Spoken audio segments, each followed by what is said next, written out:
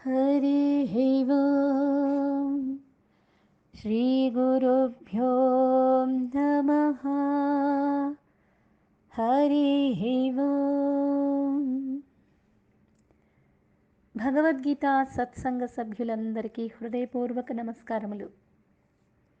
మనం ఇప్పుడు 2వ అధ్యాయంలో 45వ శ్లోకాన్ని విచారణ చేసుకోవడానికి భగవంతుని అనుగ్రహంతో పురుష ప్రయత్నం చేద్దాం. భగవంతుడే బోధిస్తున్నట్లుగా, అర్జునుడే వింటున్నట్లుగా మన భావన చేసుకుని ఈ శ్లోకాన్ని ఇంకా అద్భుతంగా బోధ చేస్తున్నాడు. ఇక్కడ పైన 3 శ్లోకాలలో చెప్పింది ఏమిటి అంటే కర్మకాండ. వేదం కర్మకాండ చెప్పింది. ఆ కర్మకాండ స్వర్గప్రాప్తి కలుగుతుంది. ఇక్కడ ఇహలోకంలో కోరికలు తీర్చుకోవడానికి పలానా కర్మ చేస్తే పలానా ఫలితం వస్తుంది అనేటటువంటి కర్మకాండ అంతా చెప్పింది. అందరం కూడా అక్కడ ఆగిపోతున్నాము. అక్కడ ఆగద్దు, గుణాతీతుడివికా, యోగస్థుడివికా అని ఈ శ్లోకంలో భగవంతుడు బోధ చేస్తున్నాడు. 45వ శ్లోకం చూద్దాం. త్రైగుణ్య విషయా వేదా నిస్త్రైగుణ్యో భవార్జున నిర్ద్వంద్వో నిత్యసత్వస్థో నిర్యోగక్షేమ ఆత్మవాన్. ఇక్కడ చెప్తున్నాడు 3 గుణాలు. త్రైగుణ్య విషయా వేదా నిస్త్రైగుణ్య భవ అర్జున నిర్ద్వంద్వ నిత్యసత్వస్థ నిర్యోగక్షేమ ఆత్మవాన్. ఇక్కడ చెప్తున్నాడు అర్జున, కర్మకాండను ప్రతిపాదించే వేదాలు త్రైగుణ్య విషయాలు, అంటే త్రిగుణాలతో నిర్ణయించి కర్మకాండను చేసుకుంటూ వెళ్ళిపోతారు. అంటే సంసార రూపాలు ఇవన్నీ. అంటే ఏంటి? వస్తూ ఉంటాయి ఫలితాలు, రాకుండా కూడా పోతాయి, వచ్చిపోతూ ఉంటాయి. లేకపోతే అగమాపైన అని ఇంతకుముందు చెప్పారు కదా భగవంతుడు. అర్జున, నువ్వు 3 గుణాల నుండి ముక్తుడివికా, వదిలిపెట్టేసే ఆ 3 గుణాలని దాటిరా. 3 గుణాలను దాటి ద్వంద్వాలను దాటిపో, ముక్తుడివికా. నిత్యసత్వంలో ఉండు, నిత్యసత్వంలో నిమగ్నుడై ఉండు, యోగక్షేమాల నుండి విడిపడిపో, ఆత్మజ్ఞానివికా, ఆత్మవాన్ భవ, ఆత్మవంతుడివికా అని చెప్తున్నాడు. ఈ కర్మకాండలో ఆగిపోవద్దయ్యా. ప్రపంచం మొత్తం కర్మకాండలో మునిగి తేలుతుంది. నువ్వు ఎక్కడికి వెళ్ళి ఏదడిగినా కర్మకాండే చెప్తారు. ఇది చేస్తే ఈ పుణ్యం వస్తుంది అనే చెప్తారు. నీ లోపలికి అంతర్ముఖమైతే తప్పితే అట్లా చెప్పిన వాళ్ళు ఎవరయ్యా అంటే అనుభవజ్ఞులు, ఆత్మానుభవం పొందినటువంటి వాళ్ళు. మన కోసం వాళ్ళు కొంత దిగొచ్చి మాట్లాడారు. ఇది ఆత్మానుభవం అంటే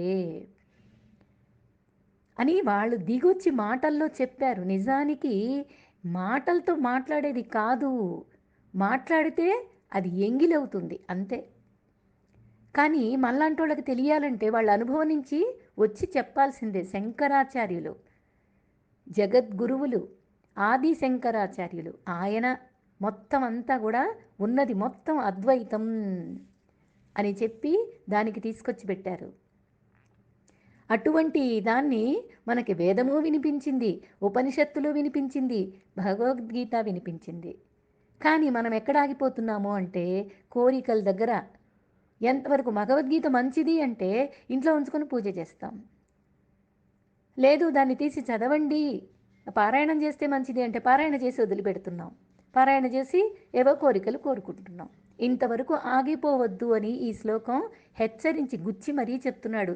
నిత్య సత్వస్థ ఆత్మవాన్ భవ అని చెప్తున్నాడు. దానిలోనే మనం కొంచెం విచారణ చేసుకుంటే మనకు బాగా అర్థమవుతుంది. వేదంలో ప్రధానంగా 2 విషయాలు చెప్తారు. ఏమిటవి అంటే, ఒకటి కర్మకి సంబంధించింది, అదే ప్రవృత్తి మార్గం. రెండవది జ్ఞానానికి సంబంధించింది, అదే నివృత్తి మార్గం. ఇంతకుముందు ఈ మాటలన్నీ చెప్పుకున్నాము, ఈ శ్లోకానికి వివరణ ఇచ్చుకుంటున్నాం అంతే. ఈ ప్రవృత్తి నివృత్తి అనేది గురించి జ్ఞాపకం చేసుకోండి. ఈ రెండింటిలో కూడా ఏదో ఒక దానిని మనుషులు అనుసరిస్తూ వెళ్తూ ఉంటారు. అందువల్ల అందరికీ వేదం యొక్క అవసరం ఉండే ఉంటుంది. కర్మకాండ కానీ జ్ఞానకాండ కానీ ఏదో ఒకటి చేసి తీరాలిగా. మనిషి పుట్టిన తర్వాత కర్మ చేయకుండా ఎవడు ఉండలేడని కదా చెప్పుకున్నాం. అందుకని అందరికీ వేదం యొక్క అవసరం ఉంది. కాకపోతే వేదంలో ఎవరికి ఏది అవసరమో, ఎవరికి దేనిపై ఆసక్తి ఉందో దానిని వాళ్ళు అందుకుంటారు, ఆచరిస్తారు. అంతే కదండి. మనం ఇప్పుడు ఏదైనా లైబ్రరీకి వెళ్తాం. వెళ్ళినప్పుడు అక్కడ ఎన్నో పుస్తకాలు ఉంటాయి. ఆ లైబ్రరీలో ఎవరికి ఏ గ్రంథం కావాలో, ఒకళ్ళు రామాయణం పట్టుకుంటారు, ఒకళ్ళు చందమామ పుస్తకం పట్టుకుంటారు, ఒకళ్ళేమో ఏవో పద్యాలు చదివినటువంటి సూరదాసు పద్యాలు చదువుతారు. ఏమో ఎవరిష్టం వాళ్ళది. ఒకళ్ళు కామెడీ ఆఫ్ ఎర్రర్స్ అని షేక్స్పియర్ రాసినటువంటి దాన్ని చదువుతారు. ఎవరు ఏది చదువుతారో మనకి, ఎవరి మనసు వాళ్ళది, ఎవరి ఇష్టాయిష్టాల మీద ఆధారపడి ఉంటుంది అదంతా. అంతే కదా. అలాగే వేదంలో కూడా ఎవరిష్టం వచ్చినంత దాన్ని వాళ్ళు తీసుకుంటారు, దాన్ని ఆచరిస్తారు. అట్లాగా వేలాది లక్షలాది పదాలు ఉంటాయి నిఘంటువుల్లో. నిఘంటువులు అంటారు. వాటిలో ఎవరికి ఏ పదం అవసరమో దాని మీద చూపుడు వేలు పడుతుంది సహజంగా. వేదంలో అనేక విషయాలు చర్చించారు. వాటిలో ఎవరికి ఏది కావాలో దాన్నే వాళ్ళు ఎంచుకుంటున్నారు. మనిషి ఒక్కడే, కానీ ఆ మనిషిలో కోరికలో అనేకమున్నాయి, ఆశలు అంతకంటే ఎక్కువ ఉన్నాయి. ఒకరు ఆశించింది మరొకళ్ళు ఆశించాలనే నియమమేమీ లేదు కదా. ఒకరి కోరిక మరొకరి కోరిక కానవసరం లేదు. ఎవరి కోరిక వాళ్ళదే, ఎవరి కష్టాలు వాళ్ళవే. ఆశించడం అనేది ఏమిటి అంటే ఇచ్ఛాశక్తి. మన లోపల ఇచ్ఛాశక్తి ఉంటేనే ఆశించేటటువంటి శక్తి ఉంది, అందరికీ ఉంది అది. ఇలా ఆశించడానికి కావలసిన విషయ జ్ఞానం ఏమిటి, అది కూడా మనిషికి ఉందండి. ఉండబట్టే ఆశించాడు, అదే జ్ఞానశక్తి. ఈ జ్ఞానశక్తి ద్వారా ప్రేరేపించబడుతుంది. మన లోపల జ్ఞానం ఉండబట్టే ఇది కావాలి అనే కోరిక కలుగుతుంది. దానిని పొందడానికి కావలసిన శక్తి కూడా మనిషికి ఉంది. అదే ఏమిటి అంటే క్రియాశక్తి. అకర్మ చేస్తాడు. క్రియాశక్తి ఉండడం వల్లనే ప్రపంచంలో తాను సాధించాలి అనుకున్నవన్నీ కొన్నైనా సరే కనీసం ప్రయత్నం చేస్తాడు. కనీసం సాధించగలుగుతున్నాడు కదా, కొన్ని విషయాలైనా సరే, కొన్ని కోరికలైనా సరే. అందుకనే ఇచ్ఛాశక్తి, జ్ఞానశక్తి, క్రియాశక్తి అందరిలో ఉన్నదే. ఏది ఎక్కువ పళ్ళు అనేదే మన విచక్షణకు వదిలేస్తాడు. అన్నీ సాధించలేడు, ప్రతి మనిషి అన్నీ సాధించలేడు. ఇది మన అనుభవంలో అందరికీ తొంగి చూస్తున్న విషయమే. సాధించలేకపోవడానికి ఏవో ప్రతిబంధకాలు ఉంటాయి కదా. ఆ ప్రతిబంధకాలను అధిగమించే శక్తి మనకు ఉండదు. అందువలనే ఫలితాలు కొన్ని అందకుండా పోతాయి మనకి.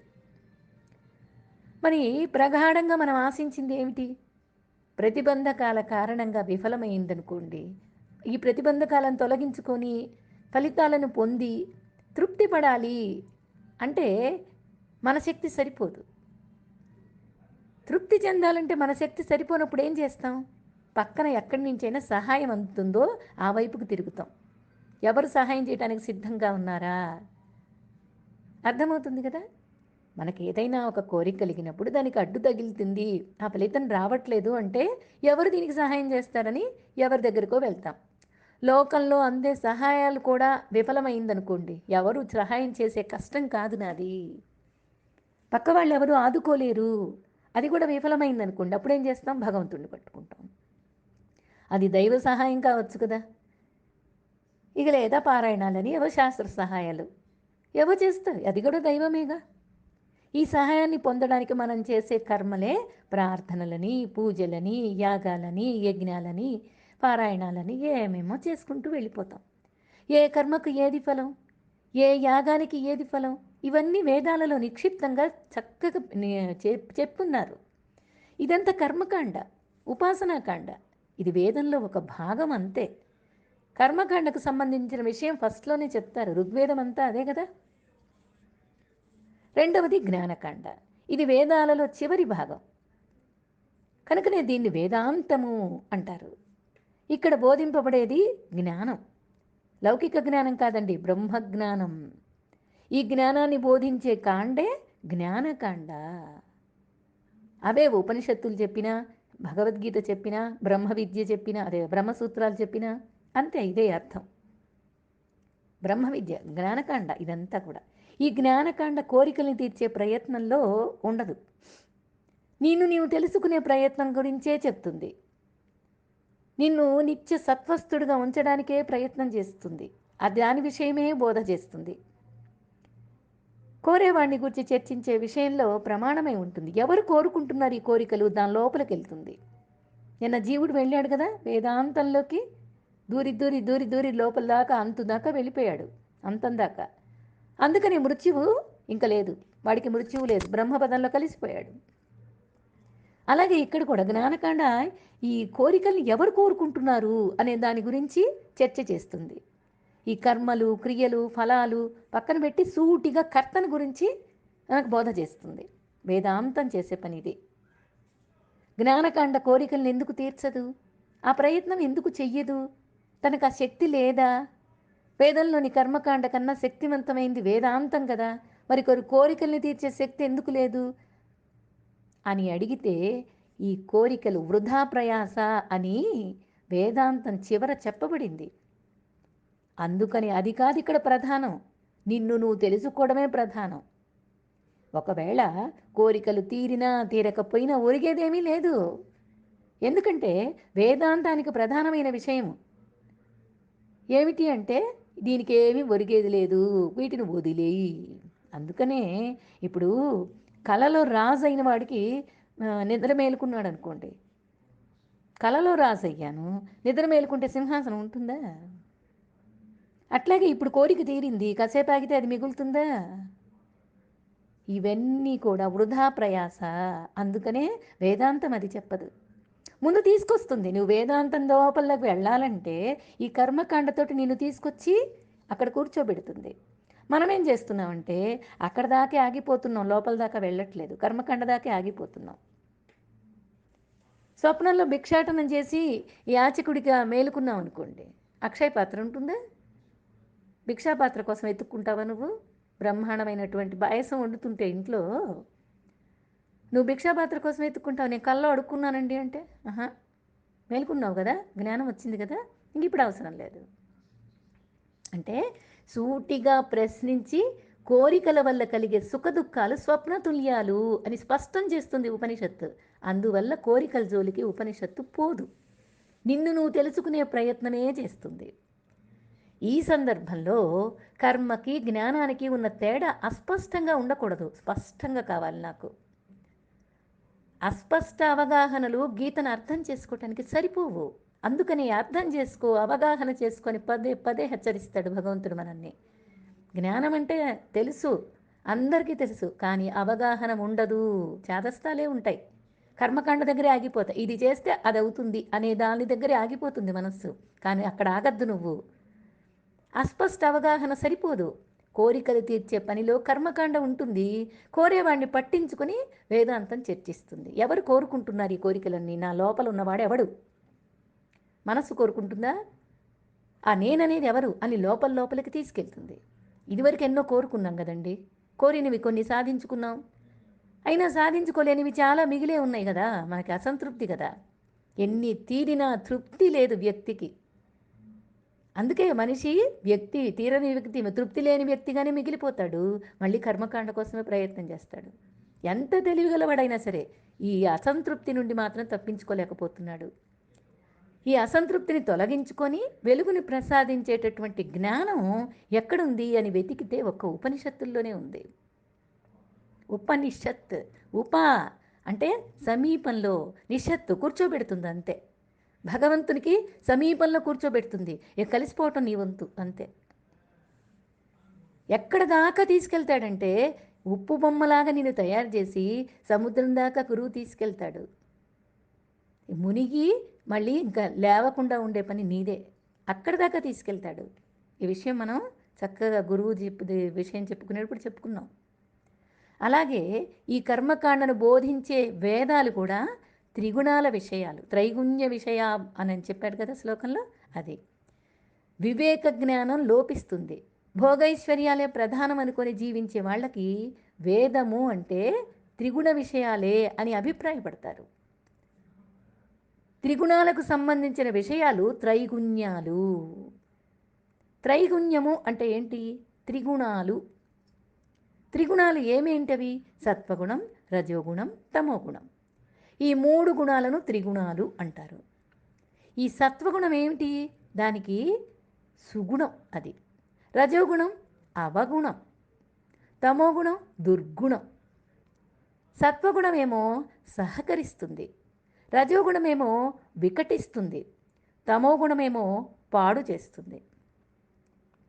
సత్వగుణంలో జ్ఞానము ప్రశాంతత ఉంటాయి, రజోగుణంలోనేమో రాగద్వేషాలు, ఈర్ష్య అసూయలు, ఆవేశాలు, ఆందోళనలు ఉంటాయి. తమోగుణంలో సోమరితనము, నిద్ర, దుఃఖము ఇవన్నీ ఉంటాయి. ఈ ప్రపంచమంతా కూడా ఒక మాయామయం. ఈ మాయలో ఈ త్రిగుణాలే ఉంటాయి. ఈ త్రిగుణాలే నేను అంటిపెట్టుకొని ఉన్నాను. ఈ మాయకు స్వతంత్ర మనుగడ లేదు. మాయ బ్రహ్మాన్ని ఆశ్రయించుకొని ఉంటుంది, పరబ్రహ్మాన్ని ఆశ్రయించుకొని ఉంటుంది. అదేమి ఉన్నది అని చెప్పడానికి లేదు. నేను తీసేసుకున్నాను మనసులో అంటే లేకుండా పోతుంది. కానీ నేను పట్టుకొని కూర్చున్నాను దాన్ని. ఈ మాయని మాయ పరమాత్మని పట్టుకొని కూర్చుంది. పరమాత్మ మాయను లోబరుచుకున్నాడు. ఎందుకంటే పరమాత్మని పట్టుకొని ఉన్నది మాయ, లోపలికి లీనం చేసేసుకున్నాడు.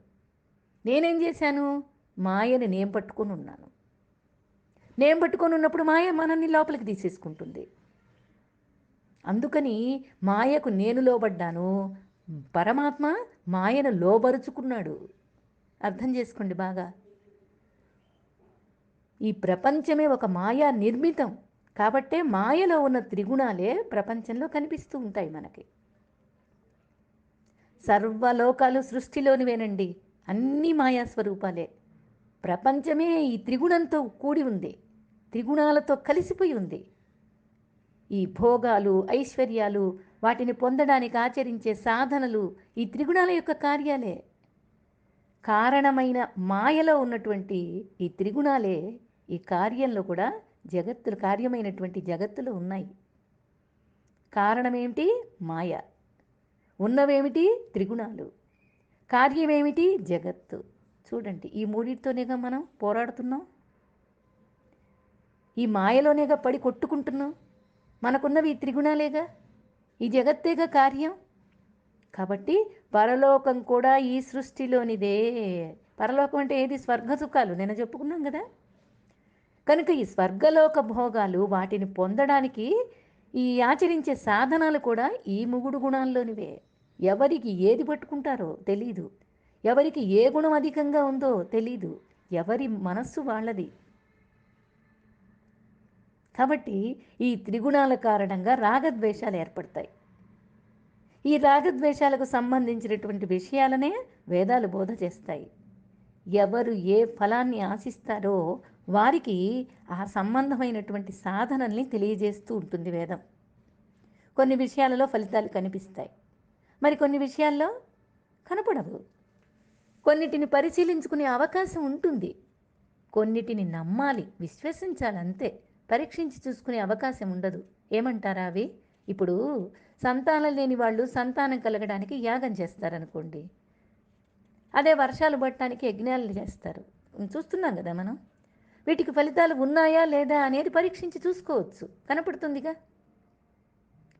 మన రాముడు పుట్టాడు కదా, పుత్రకామేష్టి చేస్తే, అలాగే యజ్ఞాలు మంచిగా చేస్తే వర్షాలు పడుతున్నాయి కదా. కాబట్టి స్వర్గప్రాప్తి కోసం యజ్ఞం చేస్తే దానిని ఎలా నిర్ధారణ చేసుకోవాలి? ఎవరన్నా స్వర్గానికి వెళ్ళి చూసి వచ్చి చెప్పారా మనకేమన్నా? లేదు. స్వర్గం కోసం కూడా యజ్ఞం చెయ్యొచ్చు, కర్మకాండలో ఉంది, వేదంలో ఉంది. మరి ఎలా నిర్ధారణ చేసుకోవాలి? విశ్వసించాలి, అంతే. ఎప్పటికి వస్తుంది అంటే ఏమో చెప్పలేము, నమ్మాలి. వేదం చెప్పింది కాబట్టి నమ్మాలి, అంతే. ఏది ఏమైనప్పటికీ ఈ వేద ప్రతిపాదితాలైనటువంటి కర్మల వల్లనే కలిగే ఫలితాలు ఏవైనా కూడా అనిత్యాలే. అదొక్కటి గుర్తుపెట్టుకొని కర్మకాండ చేసుకో. ఇంకా అందుకనే ఇదంతా చెప్పే ముందు నీ బుద్ధిని బాగా యోగం వైపు తిప్పేశాడు. ఫలితాన్ని ఆశించద్దు, బుద్ధిలో జ్ఞానాన్ని నింపుకొని కర్మ చెయ్యి. ఎందుకు చేస్తున్నావురా ఆశించకుండా కర్మ అంటే? చెయ్యకుండా ఉండలేను కాబట్టి కర్మ చేస్తున్నాను, ఫలితం వాడిస్తాడు, నేను దానికి ప్రసాదంగా స్వీకరిస్తాను అనే బుద్ధి బాగా పెట్టుకో.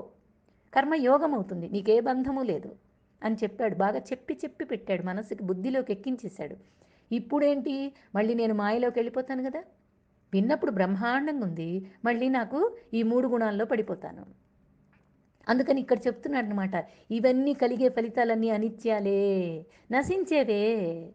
సంతానం కలిగినా నశించిపోవలసిందే, స్వర్గం ప్రాప్తించినా ఆ పుణ్యం క్షీణించగానే మళ్ళీ తిరిగి భూలోకంలో పుట్టాల్సిందే. ఈ 3 గుణాల విషయాలు సంసారము అని ఎప్పుడైతే చెప్పబడిందో, ఈ వేదంలోని కర్మకాండను ఆశ్రయించి మనం సాధించబోయే సంసారాన్ని కానీ మరొక దానిని కాదు అని అర్థం కావట్లేదా మనకి? ఈ కర్మకాండని ఆశ్రయించి ఏం చేస్తాం? సంసారాన్ని మళ్ళీ తిరిగి పొందుతాం, అంటే జనన మరణ చక్రంలో పడతాం. ఈ సంసారానికే యజ్ఞ యాగాదులైతే ఇక శ్రమించి వాటిని ఆచరించడం ఎందుకు? ఎట్టాకు మనం సంసారంలోనే కదా ఉన్నాం. ఈ సంసారాన్ని పొంది ఏం సాధించాం? ఇప్పుడు మనం ఎక్కడున్నాం?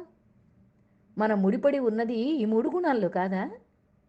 చిక్కుముళ్ళన్నీ 3 ముళ్ళే కదండి. ఈ పీఠముళ్ళు ఆ 3 కదా. ఇంకేమైనా ఉన్నాయా? ఈ సంసారము అని ఈ పెళ్ళి, వివాహము, తర్వాత పిల్లలు, ఇదంతా సంసారం అని చెప్పచ్చు.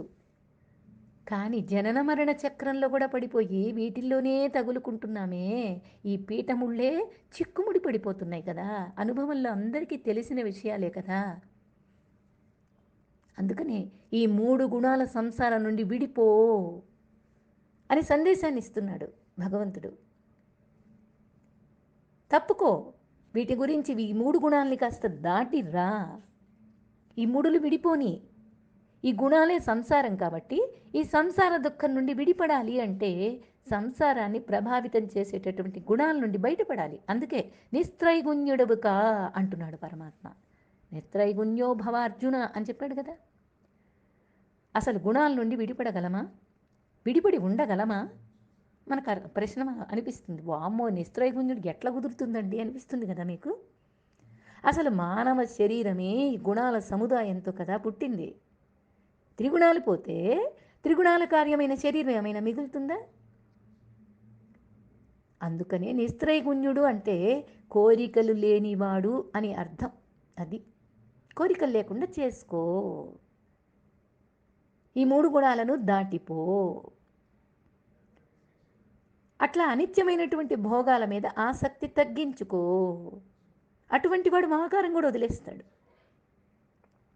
అర్ధకామాలతో చిక్కుకున్న మనస్సు అయిపోయింది. దానివల్లనే మనకి ఇంత కష్టాలు వచ్చి పడుతున్నాయి. ఈ సుఖదుఖాలకి కారణం ఏమిటి అంటే శీతము, ఉష్ణము, ద్వంద్వాలు ఏర్పడ్డాయి. ఈ వాటి ప్రభావం ఏంటి? ఈ ద్వంద్వాలను దాటిపోయేది ఎలాగా? బుద్ధిపై పడకుండా చూసుకోవాలి. వాటి ప్రభావం బుద్ధిపై పడకుండా ఉంటే వాటిని దాటిపోయినట్లే. ఈ శీతోష్ణాలు, మానావమానాలు, జయాపజయాలు ఇవన్నీ ఏమిటి? ద్వంద్వాలు కాదా? ఈ ద్వంద్వాల మధ్య అందాలన్నీ పాడైపోతున్నాయి, ఆనందాలన్నీ అదృశ్యమైపోతున్నాయి. కాదంటారా చెప్పండి? ఈ కర్మకాండను అంటిపెట్టుకొని ఈ భోగాల కోసం, ఐశ్వర్యాల కోసం అర్రులు చాస్తూ ఈ సంసార వలయంలో చిక్కుకుపోయింది మన మనస్సుని ఏం చెప్పారు? నిన్న 3 శ్లోకాలలో అదే కదా చెప్పారు. వాళ్ళని ఏమన్నారు? కామాత్ములు అన్నారు. ఇప్పుడు ప్రస్తుతం భగవంతుడు మనకి చెప్తుంది ఏంటి? వాటికి విరుద్ధమైనటువంటి జీవన విధానం చెప్తున్నాడు. ఈ కర్మకాండను ఆశ్రయించుకొని కామాత్ములైనటువంటి వారిది భోగ జీవితం, జ్ఞానకాండను ఆశ్రయించుకొని నిష్కామములైనటువంటి వాళ్ళది త్యాగ జీవితం. అర్థం చేసుకుంటూ వెళ్ళాలి నెమ్మదిగా. ఈ కామాత్ముల మనస్సులలో కామం ఉంటుంది. నిష్కామంగా ఉన్నటువంటి హృదయంలో కామం ఉండదు. ఏముంటుంది మరి? ఆత్మస్పృహ ఉంటుంది. ఈ ద్వంద్వాల నుండి విడిపడిన వాళ్ళకే ఆశలు అన్నీ అడుగంటిపోతాయి. వాళ్ళకి ఆశలు చిగురించవు. ఇంకా వాళ్ళకి నిష్కామ్య బుద్ధితో ఉంటుంది. ఈ ద్వంద్వాలను ఎలా దూరం చేసుకోవాలి చెప్తున్నాడు అర్జున. నిత్య సత్వస్థుడివి కా, అప్పుడే ద్వంద్వాలను దాటిపోతావు. ఎంత చక్కని పదమండి, నిత్య సత్వస్థ. ప్రశాంతంగా ఉండు పార్థ అని చెప్తున్నాడు. బాగా దుఃఖంతో నలిగిపోతున్నావు కదా నువ్వు, ప్రశాంతంగా ఉండవయ్యా. నిత్య సత్వస్థుడిగా ఉండవయ్యా అంటే నిత్యము సత్వగుణాన్ని ఆశ్రయించి ఉండు అని చెప్తున్నాడు. ఈ రజోగుణం తమో గుణాలకి లొంగకుండా లొంగని అంతఃకరణ ఉంటుంది చూడండి, అటువంటి వాడు సత్వగుణ ప్రధానంగా ఉండేటటువంటి వాడు, అటువంటి వాడే ప్రశాంతంగా జీవిస్తాడు. నువ్వు అలా ఉండు. ఆడు ప్రసన్నంగా ఉంటాడు, ప్రియంగా ఉంటాడు, వివేకంగా ఉంటాడు. అతనిలో రజోగుణ ప్రేరితమైనటువంటి రాగము, రోషము, ఆవేశం అణగారిపోయి ఉంటాయి. అలాగే తమోగుణం బాగా ప్రేరితంగా ఉందనుకోండి, వాళ్ళకి నిద్ర, అలసట, నైరాస్యం, శోకం ఇవన్నీ ఏమీ ఉండవు ఈ సత్వగుణం ఉన్నటువంటి వాడి మనస్సులో. అది చెప్తున్నాడు. రామాయణంలో చెప్తారు కదండి, విభీషణుడు సత్వగుణానికి ప్రతీక, రావణాసురుడు రజోగుణానికి ప్రతీక, కుంభకర్ణుడు తమోగుణానికి ప్రతీక. ముగ్గురు సోదరులే. అలాగే ఈ త్రిగుణాలు కూడా ఒక మాయాదేవి బిడ్డలే. సత్వం అంటే ఏంటి? బ్రహ్మస్వరూపం అని అర్థం చెప్పచ్చు. నిత్య సత్వస్థుడు అంటే సదా బ్రహ్మమునందే నిలకడగా ఉంటాడు వాడి మనస్సు, వాడి బుద్ధి. ప్రశాంత జీవితాన్ని గడుపుతాడు. బ్రహ్మ భావన ఎందే స్థిరంగా నిలిచిపోతుంది మనస్సు. బ్రహ్మ దృష్టితోనే జీవన యాత్రంతా కొనసాగిస్తాడు. లేనిది కావాలనుకోడు, ఉన్నది పోయినా సరే కలతపడడు. అలాంటి మనస్సుతో ఉంటాడు. యోగక్షేమాలని మరిచిపోతాడు. మరిచిపోయి ఉన్నదాంతో జరిగిపోతూ ఉంటుంది జీవనయాత్ర. నిర్యోగక్షేముడుగా ఉంటాడు. అలా నిర్యోగక్షేమ అన్నాడు కదా, అలా జీవించమంటున్నాడు. అంటే ఏంటి? లేని దానిని పొందడం యోగం అవుతుంది, పొందిన దానిని రక్షించుకోవడం క్షేమం అవుతుంది. యోగక్షేమం అన్నాడు కదా, దాని గురించి మాట్లాడుతున్నాడు. ఈ రెండే ప్రతి మనిషిని కుదిపేస్తూ ఉంటాయి. మనం ఆశించినవి కొన్ని లభించకుండా పోతాయి, ఒకవేళ లభించినా నిలవకుండా పోతాయి. అలా పోతూనే ఉన్నాయి కదా మన జీవన విధానంలో, చూస్తున్నాం కదా మన జీవితంలో, మన అనుభవంలో. ఆశించింది రాకపోయినా దుఃఖమే, శ్రమించి సాధించుకున్న దానిని పోగొట్టుకున్నా దుఃఖమే. అంటే ఏంటి? మొక్కని నాటటం యోగం, రక్షించుకోవడం క్షేమం. ఇల్లు కట్టుకోవడం యోగం, అది పాడు కాకుండా కాపాడుకోవటం క్షేమం. ఇక్కడ మరొక ముఖ్య విషయాన్ని మనం గమనించుకోవాలి. యోగం విషయంలో ప్రాప్తం రెండు విధాలుగా ఉంటుంది. ఏమిటట్లా అంటే, మనం ఆశించకుండా ప్రాప్తించేది ఒకటి, మనం ప్రయత్నించి సాధించేది ఒకటి. ఈ రెండు యోగం కిందకే వస్తాయి. చూడండి, మనమేం కోరుకోము కానీ వచ్చేస్తాయి. మనం ప్రయత్నం చేస్తాము, అవి సాధించుకుంటాం. ఈ రెండు కూడా యోగం కిందకే వస్తాయి. మనం ఆశించకుండా ప్రాప్తించే యోగం అంటే, నా ఉద్దేశం ఏంటంటే, మనం అడగకుండానే పరమేశ్వరుడు ప్రసాదిస్తాడు. ఇప్పుడు మనకి దేహం ఉంది, మనం కోరితే వచ్చింది కాదది, ఆయన అనుగ్రహిస్తేనే వచ్చింది. అది మనకు నచ్చిందా నచ్చలేదా అనేది వేరే విషయం. ఇంకా తల్లిదండ్రుల్ని మనం ఎన్నుకున్నామా? పుట్టిన తేదీని మనం నిర్ణయించుకున్నామా? కాదు కదా. ఈ జన్మకాలం మనం సూచించింది కాదు కదా. అన్నదమ్ములు, అక్క చెల్లెళ్ళు, పుట్టిన ప్రదేశము, ఈ తల్లిదండ్రుల గర్భస్థానము, ఇవన్నీ ఈశ్వరుడు నిర్ణయించి, ఎట్లా నిర్ణయించాడో ఆ విధంగానే మనకు ప్రాప్తిస్తాయి. ఇదంతా యోగమే. అందుకనే ఆశించని, ఊహించని ఆశ్చర్యాలు జరిగినప్పుడు ఆయన యోగం అలా ఉందండి అంటూ ఉంటాం. కష్టంగాని సుఖంగాని ఏదైనా సరే ఈ పదం వాడుతూ ఉంటాం. మనం ఊహించలే. పండిత పుత్ర పరమసుంఠ అంటారు చూడండి. ఇదంతా ఏమిటి? ఆయన యోగం అండి. ఏం చేస్తాడు? వాడి కర్మ లేదా వాడి యోగం. అట్లా ఇక రెండవ యోగం మన ప్రయత్నంతో, కృషితో సాధించేది. ఇందాక మనదేమీ లేదు. ఇప్పుడు ఏంటంటే మనం ప్రయత్నం చేసి, కృషి చేసి, కష్టపడి, అంటే ఇది మనం కట్టిన ఇల్లే కావచ్చు, మరి తాళి కట్టిన ఇల్లాలే కావచ్చు, కన్న బిడ్డలే కావచ్చు, మనం కొన్న బంగారమే కావచ్చు, ఏమైనా కానివ్వండి, ఇవన్నీ ఇంతకుముందు లేవు, మనం కష్టపడి సంపాదించుకున్నాం. పూర్వం లేకుండా ఉండి ఆ తర్వాత మన ప్రయత్నంతో పొందినవి కనుక ఇవి యోగం కిందకే వస్తాయి. అర్థమవుతుంది కదా. అంటే కష్టపడింది, అంతకుముందు భగవంతుడు ఇచ్చింది, ఈ రెండు కూడా మనం చేసుకున్నది కాదు. యోగం అయితే ఇలా 2 విధాలుగా ప్రాప్తిస్తుంది. కొన్నేమో కష్టపడి చేసుకున్నాం. అది కూడా యోగంలో ఉంటేనే వస్తుంది. కొన్నేమో భగవంతుడిచ్చాడు. ఈ 2 యోగం కిందకే వస్తాయి. ఇకపోతే 2 విధాలుగా ప్రాప్తిస్తూ ఉంది. ఏమిటది? క్షేమం మాత్రం రెండిటికి ఒక్కటే. యోగమైతే ఇలా 2 విధాలుగా వస్తుంది కానీ క్షేమం మాత్రం రెండిటికి ఒక్కటే. పరమేశ్వరుడు ప్రసాదించిన యోగాలైనా, మనం కృషితో సాధించిన యోగాలైనా రెండింటిని రక్షించుకోవడం మాత్రం చేస్తూనే ఉంటాం. విచిత్రం ఏంటంటే 2 యోగాలు నిలవవు. రెండిటిని కాపాడుకోలేము. రెండిటిని పోగొట్టుకోవలసిందే. కాకపోతే ఏది ముందో ఏది వెనుకో తెలియదు అంతే. పోతాయని మాత్రం ఖచ్చితంగా తెలుసు. తల్లిదండ్రులు ఉంటారా? నేనుంటానా? నా అక్క చెల్లెళ్ళు ఉంటారా? ఎవరు ఉండరు. బిడ్డలు ఉంటారా? ఎవ్వరు ఉండరు. అందరూ వెళ్ళిపోయేవాళ్ళే. ఎందుకంటే అట్లాంటి మార్గంలో ఎన్నుకున్నాం కదా మనం. ఆ మార్గం గురించి మనం చెప్పుకున్నాము. దాన్ని మళ్ళీ ఇంకొంచెం వివరణగా తెలుసుకుందాం. పోతాయని మాత్రం మనకు ఖచ్చితంగా తెలుసండి. పరమేశ్వరుడు ఇచ్చిన శరీరం ఏమైనా నిలుస్తుందా? నిలవదు. మనం కట్టుకున్న ఇల్లు ఏమైనా నిలుస్తుందా? ఒళ్ళు ఈ శరీరమేమో కాలి బూడిదైపోతుంది, ఇల్లేమో కూలి నేలపాలైపోతుంది. ఇంకెక్కడి సంబంధాలు? ఎవరికున్నాయి ఈ అనుబంధాలు? కాస్త వైరాగ్య భావనతో ఆలోచించగలిగితే ఈ కోరికల లంపటంలో ఆగిపోవు, ఈ కర్మకాండలో చిక్కుబడిపోవు. ఉన్నవి నిలువవు కనుక వాటి క్షేమాలు నువ్వేం పట్టించుకోనక్కర్లేదు. అలా ఎందుకంటాము? కాపాడుకునే ప్రయత్నం చక్కగా చెయ్యాలి కదా.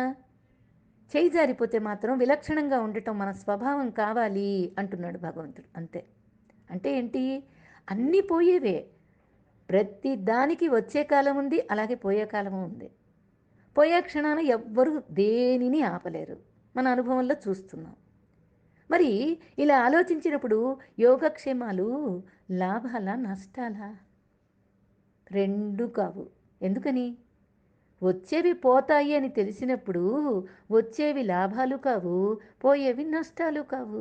ఉన్నన్నాళ్ళు ఉంటాయి, శుభ్రంగా ఉపయోగించుకో. ఉన్న ఇళ్ళు వాకిళ్ళు భార్య బిడ్డలు ఎవ్వరిని వదిలిపెట్టమని చెప్పట్లా. అవే సర్వస్వం అనుకోవద్దు, వాటికే ప్రాధాన్యత ఇవ్వద్దు. నిన్ను నువ్వు తెలుసుకునే ప్రయత్నం చేసుకో. ఇవన్నీ ఈ లోకంలో దైవానుగ్రహంగా మనకు ప్రాప్తించినయే. మనం ప్రయత్నంతో వాటిని సాధించినవి రెండూ మిగలవు. కొన్ని మనమేమో ప్రయత్నంతో సాధించుకున్నాం, ఇల్లంటే ఇదంతా. కొన్ని దైవానుగ్రహంగా ఇచ్చేశాడు. ఇవేవి రెండు మిగలవు కదా. ఒకవేళ స్వర్గం ప్రాప్తించినా కూడా అది కూడా పోయేదే. ఎందుకంటే క్షీణే పుణ్యే మర్త్యలోకం విశంతి. క్షీణ పుణ్యం అయిపోగానే మళ్ళీ కిందకు వచ్చేస్తామని చెప్పుకున్నాం కదా. అందుకనే ఆత్మలాభానికి మించి పొందదగిందంటూ ఏమీ లేదయ్యా. ఈ ధర్మసూత్రం బాగా నీ బుద్ధిలో నాటుకో. ఆత్మవంతుడివికా, సదా ఆత్మచింతన చెయ్యి. బుద్ధిలో ఆత్మజ్ఞానమే ఉండాలి. అనాత్మకు సంబంధించిన జ్ఞానాన్ని మొత్తం అజ్ఞానము అనేది వదిలేసేసి. ఎంత విన్నా ఎంత చదివినా ఆచరణలో లేని విద్య సత్ఫలితాలనివ్వదు. ఎంతో చదివాను, బ్రహ్మాండంగా చదివాను, సంవత్సరం అంతా ఎంతో బాగా చదివాను, కానీ ఎగ్జామ్లో నేను రాయలేకపోయాను. ఉపయోగం ఏముంది? శాస్త్రమంతా తెలుసు, కానీ ఆచరణలో మాత్రం లేదు అంటే ఏమన్నా సత్ఫలితం ఇస్తుందా? సాధన లేకుండా సాధ్యం లభిస్తుందా? ఈ దేహేంద్రియ మనోప్రాణాలు అనాత్మ. వాటి యందు ఆత్మబుద్ధిని ఉంచకుండా అప్రమత్తుడివై ఉండు, సత్వస్తుడివై ఉండు. ఏవి ఉన్నా నష్టం లేదండి. అవి మనం అనుకుంటే మాత్రం లాభం లేదు. అదొక్కటి గుర్తుపెట్టుకోవాలి. అది నేనే అనుకుంటే లాభం లేదు. కర్తగా వదిలిపెట్టు, భోక్తగా వదిలిపెట్టు. మరి ఏం చెయ్యాలి? ఏం చేస్తుంది? బాగా చెప్పుకున్నాం మనం. వీటి గురించి ఇంకా చెప్పుకుంటాం. 700 శ్లోకాలలో మనం ఇప్పుడు ఎంతవరకు వచ్చాం? 45 అంతే. ఇంకా భగవంతుడు ఎంతో చక్కని బోధ ఇస్తాడు మనకి. ఇప్పటి నుంచి మనం సాధన మొదలుపెట్టామంటే భగవద్గీత పూర్తయ్యేసరికి అనుభవంలో ఉండిపోతాం. అందుకనే ఆత్మవంతుడివిగా అని ఈ శ్లోకంలో భగవంతుడు చివరి మాట. అర్జున ధనవంతుడివికా, బలవంతుడివికా, గుణవంతుడివికా అని చెప్పలేదు. ఆత్మవంతుడివికా అని ఉపదేశించాడు. ఈ ధనం దగా చేస్తుందయ్యా, బలం బలహీనం చేస్తుంది, ఈ గుణాలన్నీ చెంచిలాలు, ఆత్మజ్ఞానమే స్థిరము, ఆనందప్రదం. అందుకనే సత్వస్తుడివికా, యోగివికా అని చెప్పాడు. దీనికి మనం ఇంకా కొంచెం ఇంతకుముందు చెప్పుకున్నదాన్ని ఒకసారి గుర్తు చేస్తానంతే. బాగా విన్నవాళ్ళకైతే వెంటనే అర్థమవుతుంది, లేదు అంటే కొంచెం విచారణ చేసుకోవాలి మీరు. ఇంకో క్లిప్ పెడతానండి. హరి ఓం. హరి ఓం. మనం నిన్న చెప్పుకున్నాం ఏంటంటే వేదం ఏం చెప్పింది అంటే, వేదం ప్రభు సంహితం, శాస్త్రం మిత్ర సంహితం, కావ్యం కాంతా సంహితం.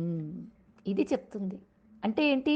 వేదం చెప్పింది అంటే ఆజ్ఞాపించి మరీ చెప్తుంది. ఆర్డర్, ఇది నా ఆర్డర్ అంటారు చూడండి, అలా వేదం అలా చెప్తుంది. అలా చేసి తీరగలవా కర్మలో నువ్వు? అన్నీ అవకతవకలేగా. నీకు ఇష్టమైందైతే అమ్మో ఇది జాగ్రత్తగా చెయ్యాలంటావు, నీకు సరిపోతుంది పర్వాలేదులే అనుకుంటే అబ్బా పర్వాలేదులేండి అన్నీ అక్కడ కుదురుతాయి అని దాటవేస్తావు కర్మలో కూడా. అలా ఒప్పుకోదు వేదం. అలా ఒప్పుకోదు వేదం. ఎందుకని అంటే ఆజ్ఞాపిస్తుంది, ఆర్డర్ జారీ చేస్తుంది. ఈ శాస్త్రం ఎలా చెప్తుంది? మిత్ర సంహితం, స్నేహితుడిగా అర్థం చేసుకునే విధంగా చెప్తుంది, నీ చేత అర్థం చేయిస్తుంది, అలా విపులీకరిస్తుంది. కావ్యం కాంతా సంహితం అంటే ఇంటికి వచ్చిన దగ్గర నుంచి పడుకునేదాకా భార్య ఎలాగైతే తనకి కావాల్సింది చెవి కింద పోరి మరీ చెప్తుందో అలాగ చెప్తుంది కావ్యం. ఇప్పుడు వేదం ఏంటి? శాసించి చెబుతుంది. మనకు అర్థం కాదు. వేదంలో పూర్వభాగం ఉత్తర భాగం అని రెండు ఉన్నాయి. అంటే ప్రవృత్తి నివృత్తి మార్గాలు. అంటే ఏంటి? ఈ ఉపనిషత్తులేమో శ్రవణం చేయిస్తాయి, బ్రహ్మసూత్రాలేమో మననం చేయిస్తాయి, భగవద్గీత నిధి ధ్యాసనగా మారిపోతుంది. అర్థం చేసుకోండి. జ్ఞానం ఏం చేస్తుంది? శాస్త్రజ్ఞానం, అనుభవ జ్ఞానం. అంటే ఏంటి? థియరిటికల్, ప్రాక్టికల్ నాలెడ్జ్, ఈ రెండూ చెప్తుంది ఈ గీత. మనకి పైన విన్నాం, తర్వాత దాన్ని మననం చేసాం. ఈ గీత ఏంటి ఏం చేస్తుంది? భగవద్గీత మన లోపల దాచుకునే విధంగా, ధ్యానం చేసే విధంగా, మన కార్యనిర్వహణలో అనుభవ రూపంలోకి ప్రాక్టికల్ నాలెడ్జ్లోకి తీసుకెళ్ళి కూర్చోబెడుతుంది. అనుభవాన్ని చెప్పేది రాజవిద్య. ఇది ఒక రహస్యం. అది చెప్పేది కాదది, అనుభవించేదే. అంటే ఏంటి? గురువు నుండి ఒక మాట వస్తుంది అంటే దాన్ని ఏమన్నారు? ప్రకాశం అని చెప్పుకున్నాం ఇంతకుముందు. అందుకే ఇంతకుముందు చెప్పిన మాటలన్నీ బాగా జ్ఞాపకం పెట్టుకొని మళ్ళీ మళ్ళీ వింటూ ఉండాలి. గురువు నుంచి వచ్చేది ఒక శబ్దం అని చెప్తే అది ప్రకాశం అన్నాం. అంటే కాఫీ గుర్తు తెచ్చుకోండి. కాఫీ ఎగ్జాంపుల్ మనం 2-3 క్లిప్పుల్లో చెప్పుకున్నాం. కాఫీ అనగానే నీ లోపల ఒక కాఫీ తయారైపోయింది, నీ లోపల విమర్శ జరిగింది, అది విచారణ. అనుభవాన్ని ఇచ్చేదనమాట. అనుభవాన్ని ఇచ్చేది రాజవిద్య. ఆ రాజవిద్య గురువు నుండి ఒక మాట వస్తుంది, దాన్ని నీ లోపల విచారణ జరిగిపోతుంది ఆన్ ది స్పాట్, అక్కడికక్కడే. ఆ అనుభవాన్ని నేను కూడా చెప్పలేను, ఇంతవరకు ఎంగిలి కాలేదు, అందుకే దీన్ని రహస్యం అన్నారు. అర్థం చేసుకోండి. బాగా విచారణ చేసుకుంటూ శ్రద్ధగా వినగలిగితేనే ఇది అర్థమవుతుంది. అందుకనే ఈ జ్ఞానయోగం ఏంటంటే పరమాత్మను నేనే, శాస్త్రం అనే సాధన చేయిస్తున్నా నేను, ఈ శాస్త్రమే సాధన చేయిస్తున్నా నేనే అనే అనుభవం యోగం వచ్చేదాకా అంతే. ఇప్పుడు మనకి దెబ్బ తగిలింది అంటే నాకు దెబ్బ అనుభవం, అంతే కదా. అందుకే ఈ అనుభవం ఉంది కాబట్టి పిల్లలు మాటి మాటికి వాళ్ళు పడతారు అని చెప్తూ ఉంటాం, పడతారు జాగ్రత్త జాగ్రత్త అని చెప్తాం, కానీ వాడు వెండు మరలా పడతాడు. ఎందుకని? వాడికి అర్థం కాదు, వాడు అనుభవించి చెప్తున్నామనేది వాడికి తెలీదు. అందుకనే అనుభవించకుండా చెప్పేది అనర్థం, అనుభవించి చెప్పేది అర్థభూతంగా ఉంటుంది, ఇతరులకు కూడా అనుభవం అవుతుంది. అందుకనే అనుభవించు. చెప్పేటప్పుడే నీ అనుభవంలో అది ఉంచుకో. ఎదుటి వాళ్ళు వినేవాళ్ళకు కూడా అనుభవంలో అది నిలబడిపోతుంది. అందుకనే భోగ విషయాలు చెప్పదు, మొత్తం యోగ విషయమే చెప్తుంది. నేను ఇంతకుముందు ఒక మాట చెప్పాను, గుర్తుపెట్టుకోండి. వై జంక్షన్ గురించి మాట్లాడుకున్నాం 2వ అధ్యాయం మొట్టమొదట్లోనే. ఈ వై జంక్షన్లో నా నా కారు ఉంది. నా కారు విశాలమైనటువంటి రోడ్లోకి వెళుతూ ఉంది. దూరంగా ఒక లోయ ఉంది. నేను వెళుతూ ఉన్నటువంటి మార్గంలో చివరి లోయ దాకా వెళ్ళలేను. నా శరీరమే ఒక కారు అనుకోండి. నేను కారులో ప్రయాణం చేస్తున్నాను. ఈ కారు నడుపుకుంటూ వెళ్తుంటే కొంతమంది 20 ఏళ్లకే లోయ వచ్చేస్తుంది. కొంతమందికి 40 ఏళ్లకి లోయ వస్తుంది. కొంతమంది 100 ఏళ్ళు బతికేస్తారు. అంటే చివరి దాకా వెళ్ళగలుగుతారు. దానిలో పడి తీరాల్సిందే. ఎన్ని సంవత్సరాలు అయినా సరే, లేదు తక్కువ సమయమైనా సరే, ఎవరికి వాళ్ళకి 20 ఏళ్లకే, 10 ఏళ్లకే, 40 ఏళ్లకే లోయలు వస్తూ ఉంటాయి. రోడ్డు మాత్రం విశాలంగా ఉంటుంది, లైట్లన్నీ ఉంటాయి. ఎందుకంటే ఎందుకు అటువైపు వెళ్తున్నాము అంటే, మన తాతలు వెళ్ళారు, మన ముత్తాతలు వెళ్ళారు, తండ్రులు వెళ్ళారు, తల్లి వెళ్ళింది, నేను వెళ్తున్నాను. నా వెనక మళ్ళీ నా పిల్లలందరూ ఇదే రోడ్లో వస్తున్నారు. వాళ్ళ వెనక వాళ్ళ పిల్లలు వస్తారు. ఎందుకు ప్రతి వాళ్ళు ఈ రోడ్డు మార్గంలోకి వెళ్ళే వాళ్ళందరూ ఈషణాత్రయాలతో మనస్సు నిలబడిపోయింది. ఎవరికి ఎక్కడ లోయ ఉంటుందో తెలీదు. ప్రతి దారి మొత్తం కూడా రోడ్డు బ్రహ్మాండంగా ఉంది కదా, ప్రతి రోడ్డు మొత్తం కూడా షాపులే. అందరికీ కొనుక్కోవటానికి ఏది కావాలంటే అది, ఎక్కడ కావాలంటే అక్కడ కొనుక్కోవటానికి షాపులన్నీ వరుసగా ఉంటాయి. అక్కడ ఆగిపోతాం. ఈషణాత్రయాలు, ధారేషణ, ధనేషణ, పుత్రేషణ లేదా లోకేషణ, వీటిల్లోనే మనస్సు కూరుకుపోతుంది. వెళ్ళే మార్గంలో ఆశలు కనపడతాయి, దానిలో ఆగిపోతాం, దానిలో పడిపోతాం. మరలా ఏం చేస్తారు, వాడు పడిపోయి అక్కడికి మళ్ళీ వై జంక్షన్లోకి వచ్చి నిలబడతాడు, వెనక్కి వస్తాడు, మళ్ళీ మొదలు. అక్కడ కూర్చొని ఒక్కసారి ఆలోచించరా బాబు, ఈ ఇరుకు మార్గంలోకి వెళ్తావా, అక్కడేమో తోడు లేరు, ఎవ్వరు లేరు అని చెప్పుకున్నాం కదా. ఇటువైపు విశాల మార్గం, లైట్లన్నీ బ్రహ్మాండంగా ఉన్నాయి, కానీ లోయ ఉంది. ప్రతి అడుగుకి ఎక్కడుంటుందో లోయ తెలియదు, ఎవరికి ఎక్కడుందో తెలియదు లోయ, కానీ లోయ మాత్రం ఖచ్చితంగా ఉంది, ఎన్నేళ్ళకు వస్తుందో తెలియదు. కానీ ఈ చీకటి మార్గంలో వై జంక్షన్లో నిలబడి అదే గనక రైట్ సైడ్ వెళ్ళామనుకోండి, అది చీకటి దారి. మధ్య మధ్యలో మనకి దారి తప్పే మార్గాలన్నీ కూడా ఉంటాయి. ఎందుకంటే నిన్ను నువ్వు తెలుసుకోవడానికి సాధనలు అనే పేరుతోటి ఈ బ్రహ్మకుమారీస్ అని, విపశన అని, శ్వాస మీద ధ్యాసని, పిరమిడ్ అని, ఇంకా ఏవో చాలా ఉన్నాయి కదండి. ఇంకా అన్ని పేర్లు అంటే ఎవరిని విమర్శించడం కాదు, మనం చివరి దాకా వెళ్ళడానికి ఇవన్నీ మార్గాలని చెప్తారు. కానీ మనం ఇక్కడే ఆగిపోతున్నాం, చివరి దాకా వెళ్ళలేకపోతున్నాం. ఇవన్నీ వస్తాయి, కానీ నన్ను నేను తెలుసుకునే మార్గం ఏంటంటే, చివరికి లైట్ హౌస్ కనపడుతుంది, పెద్ద సౌధం, అక్కడికి వెళ్ళాలి, అక్కడికి చేరుస్తుంది. ఈ ఉపనిషత్తులు పునాది వేసుకొని భగవద్గీత అనే బిల్డింగ్ కట్టుకో. అప్పుడు నీకు బాగా ఈ శ్లోకాలు చదువుతుంటే అర్థం కాదండి. ఆ బిల్డింగ్ లైట్ హౌస్, అది లైట్ హౌస్తో సమానం. అది ఎక్కడ ఉంటే నువ్వేం చేస్తావంటే, ఈ వెళ్ళే దారిలో నీకు మధ్య మధ్యలో ఏంటంటే అక్కడి నుంచి మానవ జన్మ వచ్చి మళ్ళీ ఆ లైట్ హౌస్కి చేరేదాకా ఒక టార్చ్ లైట్, అంటే మధ్య మధ్యలో వెళ్తూ ఉంటే మనకి ఎక్కడేముందో అర్థం కాదు, చీకటి రోడ్డు అన్నాం కదా. ఎక్కడన్నా ఆగిపోయామనుకోండి, ఏదో ధ్యానము, పిరమిడ్ ధ్యానం దగ్గర ఆగిపోయామనుకోండి, నన్ను నేను తెలుసుకోగలుగుతానా? తెలుసుకోలేను. అప్పుడు ఏం చేస్తాడు, ఒక టార్చ్ లైట్ వస్తుంది, మన వెనక వస్తుంది. అది ఎవరు ఆ టార్చ్ లైట్? గురువు. జ్ఞాపకం చేసుకోండి. రూపం ఉందా? రూపం ఉండదు.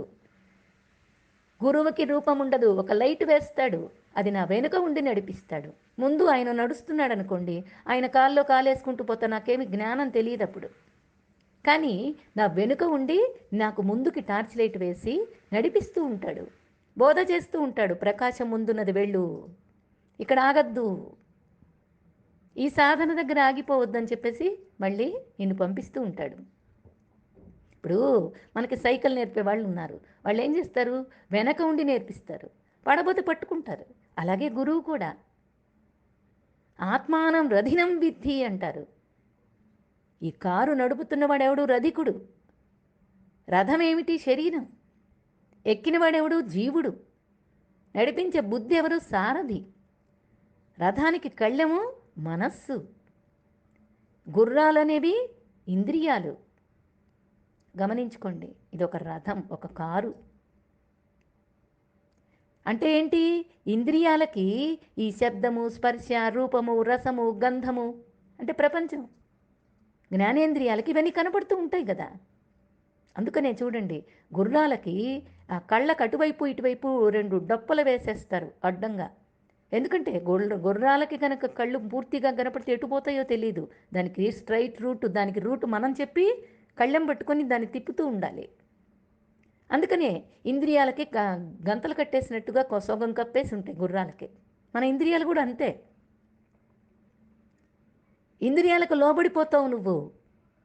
ఇదేంటంటే ఈ జ్ఞానేంద్రియాలు ఇంపోర్ట్, కర్మేంద్రియాలు ఎక్స్పోర్ట్. లోపలికి తీసుకునేవి, కర్మేంద్రియాలు వదిలిపెట్టాయి. కంపారిజన్తో సాగిపోతుంది. ఈ 2 బాగా తెలుసుకున్నామనుకోండి, అప్పుడు కంపారిజన్ ఆగిపోతుంది. ఇవన్నీ వివరంగా తెలుసుకుంటే నేను ఏ సైడ్ వెళ్ళాలి? తాతలు తండ్రులు వెళ్ళిన వైపే మళ్ళీ వెళ్ళాలా? వాళ్ళందరూ గొంతులో పడుతున్నారు. ఇంతకుముందు వాళ్ళు కొద్ది సమయంలోనే 20 ఏళ్ళకే చనిపోయారు. ఇంతకుముందు వాళ్ళు 100 ఏళ్ళు బతికేశారు, లేదు 40 ఏళ్ళే బతికారు. ఇలాగా ఎవరి లోయ వాళ్ళకు వస్తుంది, వాళ్ళు పడిపోతున్నారు. కానీ నేను వెళ్ళాల్సింది ఎక్కడికి? లైట్ హౌస్కి వెళ్ళాలి.